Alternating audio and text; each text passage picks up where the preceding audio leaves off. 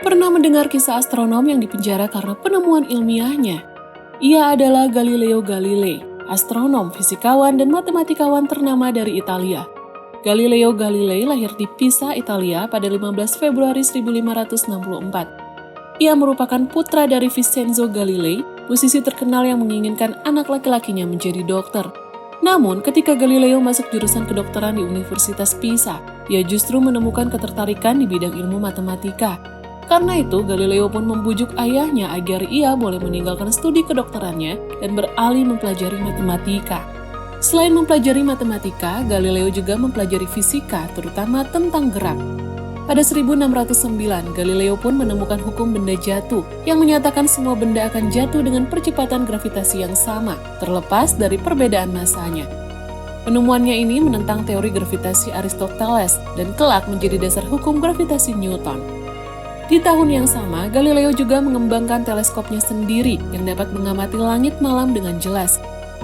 Berkat teleskop buatannya, ia jadi orang pertama yang melihat permukaan bulan. Tidaklah halus tapi memiliki kawah-kawah. Menemukan 4 bulan yang mengelilingi planet Jupiter dan melihat perubahan fase Venus yang mirip dengan bulan. Penemuannya mendukung teori Nicolaus Copernicus bahwa bumi dan semua planet lain berputar mengelilingi matahari. Namun, teori itu bertentangan dengan doktrin Aristoteles yang menyatakan bahwa bumi adalah pusat dari alam semesta. Doktrin yang pada saat itu dianggap sebagai kebenaran dan didukung oleh Gereja Katolik.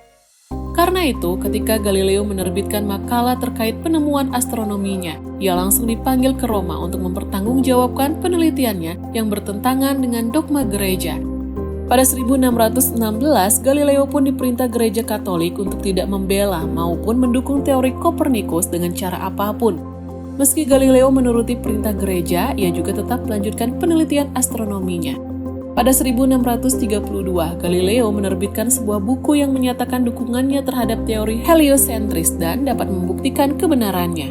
Akibatnya, ia dipanggil lagi oleh gereja dan dijatuhi hukuman atas tuduhan menyebarkan ajaran sesat.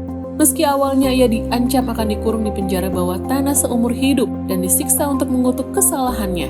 Pada akhirnya, Galileo yang sedang sakit tidak pernah disiksa dan diperbolehkan menjalani hukuman penjara seumur hidup di rumahnya. Selama menjalani masa penahanannya, Galileo masih menulis dan mengirimkan tulisannya ke luar negeri. Pada 1634, temuannya tentang gaya dan pengaruhnya terbit di Prancis.